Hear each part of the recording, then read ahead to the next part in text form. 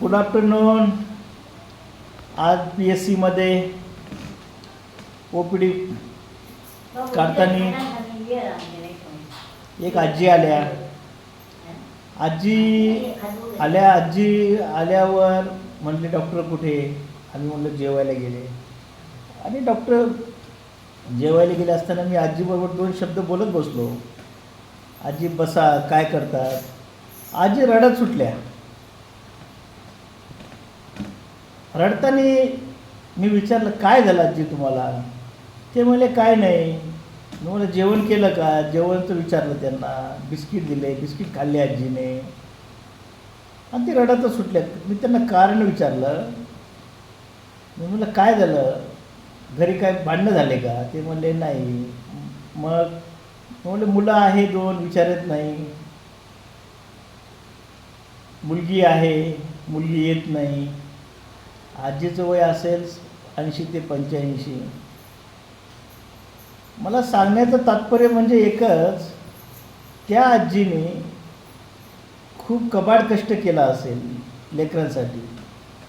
10-20 acre जमीन आहे, 2 लेकरामध्ये वाटून दिली. त्या मुलं कोणी डॉक्टर झालं, सून डॉक्टर आहे, नातसून चांगल्या ठिकाणी जॉब करतात. आणि आजीला अगर तुम्ही भाकरीला सुद्धा विचारत नसताल तर तुमची हे जीवन व्यर्थ आहे मित्रांनो. पण मला एक सांगायचं तात्पर्य म्हणजे आजींनी कबाड कष्ट करून तुम्हाला जगवलं. त्या झाडाच्या फांद्या अगर तुम्ही त्यांना पाणी टाकत नसताल ते खोडाला, ते अर्थ नाही आहे मित्रांनो. हे सर्वांच्याच घरी असतं. पण आपण बी आपल्या घरी आजी आहे, आजोबा आहे, त्यांना बघितलं पाहिजे. आपले आईवडील बघत नसतात पण नाती आहे, नातू आहे, यांनी बघितलं पाहिजे. कारण त्या खोडापासूनच आपण फांद्या तयार झालेलो आहोत. आणि फांद्यांना मग फळं लागलं असतात. अरे खोडच त्या टायमाला सुकलं असतं तर आपण फांद्या आणि आपल्याला फळंसुद्धा लागली नसती. आपण जे कबाड कष्ट करतो, आज नोकरी आहे आपल्याला, नोकरीपासून 2 रुपये आपल्याला उत्पन्न आहे, ते फक्त त्या आजी आजोबामुळेच आहे मित्रांनो. आणि तेच उपाशी मरत असेल तर हे जीवन व्यर्थ आहे. मला सांगण्याचं तात्पर्य हेच आहे. त्याच्यामुळे आपले आजी आजोबा, आईचे आई आजोबा, त्यांना दिवसातून 1 कॉल, 8 दिवसातून 1 कॉल करा, महिन्यातून भेटत जा. कारण की एकदा ते देवाघरी गेले ना मित्रांनो, त्यांचं तोंड दिसणार नाही. आज त्यांची व्यथा ऐकून खूप वाईट वाटलं. हे जीवन नंतर नाही आहे, दुसरं जीवन मिळणार नाही मित्रांनो.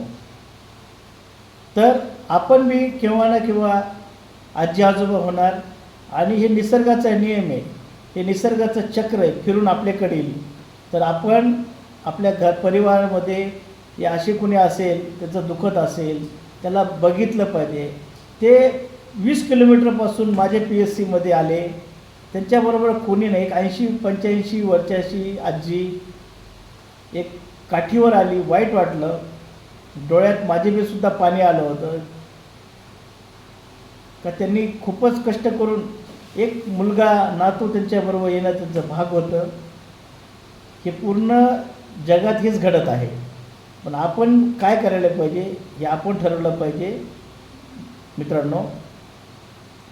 तर येणाऱ्या काळाच्या युगामध्ये वावरायचं असेल तर आपण स्वतः माणुसकी जपा आणि सर्वांना बघा. थँक्यू.